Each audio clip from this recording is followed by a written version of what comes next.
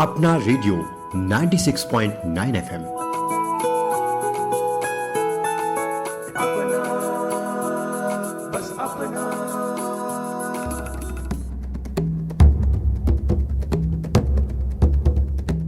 नमस्कार, आप सुन रहे हैं अपना रेडियो 96.9 एफएम का विशेष कार्यक्रम जनजाति गौरव, जिसकी प्रेरणा संस्कृति मंत्रालय, भारत सरकार, इंदिरा गांधी राष्ट्रीय कला केंद्र और अखिल भारतीय वनवासी कल्याण आश्रम के सामूहिक प्रयासों से तैयार की गई पुस्तक जनजाति गौरव से ली गई है।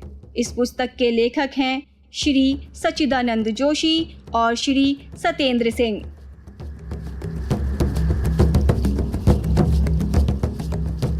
जनजातीय क्रांतिकारियों का स्वतंत्रता संग्राम और अपने अपने समुदायों के उत्थान में महत्वपूर्ण योगदान है, किंतु इनका जिक्र हमारे स्वतंत्रता आंदोलन के इतिहास में बेहद कम देखने को मिलता है। कुछ क्रांतिकारियों को छोड़कर अधिकांश जनजातीय क्रांतिकारियों को भुला दिया गया और स्वतंत्रता संग्राम में उनकी भूमिका गुमनामी में खो गई।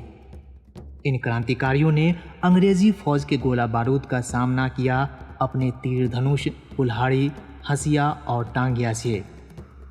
अपना रेडियो 96.9 एफएम का कार्यक्रम जनजाति गौरव इन्हीं जनजातीय क्रांतिकारियों के जीवन एवं भारतीय स्वतंत्रता संग्राम में उनकी भूमिका को रेखांकित करता है। इस कार्यक्रम के द्वारा आप सभी उन पगडंडियों, कठिन पहाड़ी रास्तों, कंटीली झाड़ियों को महसूस कर पाएंगे जिन पर चलकर जनजातीय लोगों ने पहाड़ियों और वनों में अपने जीने और इच्छा के अधिकार के लिए लड़ाई लड़ी।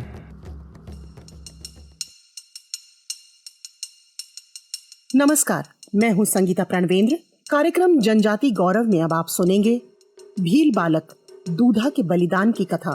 राजस्थान के दूधा भील देशभक्ति और महाराणा प्रताप के प्रति समर्पण की अनूठी मिसाल हैं। उन्होंने कम अवस्था में ही अपनी माटी, अपनी धरती की रक्षा के लिए जंगल में निवासरत राणा प्रताप को भोजन पहुंचाने का दायित्व पूरा किया। राणा प्रताप के धर्म, संस्कृति और राष्ट्र को बचाने के संघर्ष और संकल्प में दूधा ने अपना बलिदान दे दिया। एक बार महाराणा प्रताप पूंगा की पहाड़ी बस्ती में रुके हुए थे। बस्ती के भील बारी बारी से प्रतिदिन राणा प्रताप के लिए भोजन पहुंचाया करते थे। इसी कड़ी में एक दिन दूधा की बारी थी, लेकिन उसके घर में अन्न का दाना भी नहीं था। दूधा की माँ पड़ोस से आटा मांगकर ले आई और रोटियां बनाकर दूधा को देते हुए बोली, ले ये पोटली महाराणा प्रताप को दिया। दूधा ने खुशी खुशी पोटली उठाई और पहाड़ी पर दौड़ते भागते रास्ता नापने लगा। घेराबंदी किए बैठे अकबर के सैनिकों को दूधा को देखकर शंका हुई। एक ने आवाज लगाकर पूछा, क्यों रे, इतनी जल्दी जल्दी कहाँ भागा जा रहा है? दूधा ने बिना कोई जवाब दिए अपनी चाल बढ़ा दी। मुगल सैनिक उसे पकड़ने के लिए उसके पीछे भागने लगा, लेकिन उस चपल चंचल बालक का पीछा वो जिरह बख्तर में कसा सैनिक नहीं कर पा रहा था। दौड़ते दौड़ते सैनिक एक चट्टान से टकराया और गिर पड़ा। इस क्रोध में उसने अपनी तलवार चला दी। तलवार के वार से बालक की नन्ही कलाई कटकर गिर गई। खून फूटकर बह निकला, लेकिन उस बालक की हिम्मत देखिए। नीचे गिर पड़ी रोटी की पोटली उसने दूसरे हाथ में उठाई और फिर सरपट दौड़ने लगा। बस उसे एक ही धुन थी, कैसे भी करके राणा तक रोटियां पहुंचानी है। रक्त बहुत बह चुका था। अब दूधा की आंखों के आगे अंधेरा छाने लगा। उसने चाल और तेज कर दी। जंगल की झाड़ियों में वो गायब हो गया। सैनिक हक्के बक्के रह गए कि कौन था ये बालक। जिस गुफा में राणा परिवार समेत थे, वहां पहुंचकर दूधा चकरा कर गिर पड़ा। उसने एक बार और शक्ति बटोरी और आवाज लगाई, राणा जी। आवाज सुनकर महाराणा प्रताप बाहर आए। एक कटी कलाई और एक हाथ में रोटी की पोटली लिए खून से लथपथ 12 साल का बालक युद्ध भूमि में किसी भैरव से कम नहीं लग रहा था। राणा ने उसका सिर गोद में लिया और पानी के छींटे मारकर होश में ले आए। टूटे शब्दों में दूधा ने उन्हें इतना ही कहा, राणा जी, ये रोटियां मां ने भेजी हैं।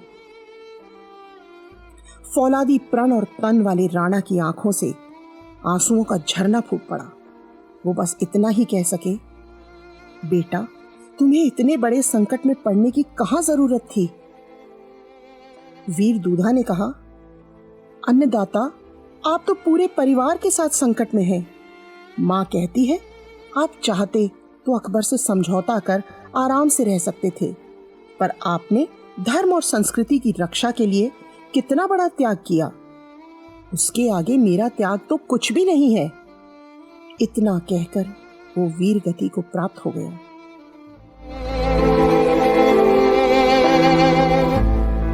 राणा जी की आंखों में आंसू थे। मन में कहने लगे, धन्य है तेरी देशभक्ति, तू अमर रहेगा मेरे बालक, तू अमर रहेगा।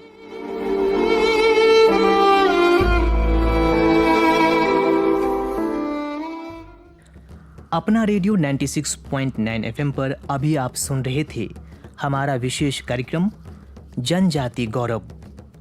आज आपने सुनी भील बालक दूधा के बलिदान की कथा। इसकी प्रेरणा संस्कृति मंत्रालय भारत सरकार, इंदिरा गांधी राष्ट्रीय कला केंद्र और अखिल भारतीय वनवासी कल्याण आश्रम के सामूहिक प्रयासों से तैयार की गई पुस्तक जनजातीय गौरव से ली गई है। इस पुस्तक के लेखक हैं श्री सच्चिदानंद जोशी और श्री सत्येंद्र सिंह।